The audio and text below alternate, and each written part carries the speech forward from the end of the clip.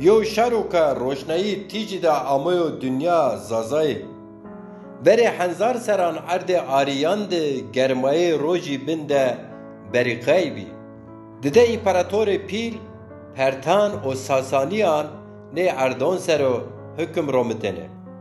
Her yo kuvvet xwe pê desmalê xwe temsîl kerdine. Roj roja împaratoriya Pertan bî. No împarator sero qet roj neşî avan û avan. Hükümdarê Pertan kuvvet û rojnayî tîjî de ke temsîlê pêdariyê bi înan bî, pê heybet û heyecan pêldaniyê cor de. Ena tîjî de meydanê cengî de bî. Xeberê serkotîşî bibî umidê şarê zazeya. Labelê maneyê bezrayê dendikî tîjî dehana xorî bî. Tam etiya de împaratoriya Sasaniyan a xasê dezmala ariyan kewtine dewre. Zemînê mor ser de çeher tirincê rojî û çeher daîrê elmastî bî. Her gijû tirincê û daîre kuvvet û yobeyîş, cesaret û zanayî temsîl kerdine.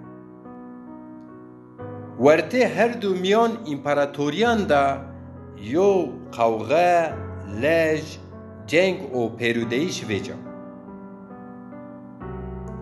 Ordiyê Pertan û Sasaniyan amê teduşt.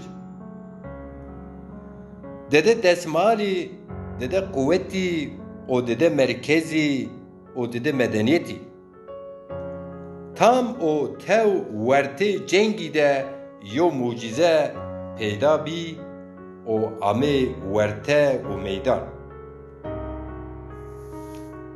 Tirincî forsê rojî de dide desmalî amê tekişt û ey kerdî yew. Dide tene medeniyetê birayê yobînanê. Cor bin starê kuvvetê xwe kerdibî jo. Logoyê partiyê ma deza Parîsî ena yobiyeyişê efsaneviyê ana o ziwan sero. Tirîcê forsê rojî kuvvetê Pertan û Sasaniyan xweverdeyiş û yobiyeyê zazayan mojînen ora. Renga morizî sembolê esalet û zixmeya. Ena renga rindî esaletê împaratoriyan ana vernî û ver. Logoyê ma berê xatirînê wextê vernî bî hürmet ra vindeno û pê umid qeytê îstikbalê şarê ma keno. Înê semboleke medeniyetê zazayanê verînan û xasê cewherê eynan tedi beno yew hema zî zerrê merdiman de ciyeno û vindertiyo.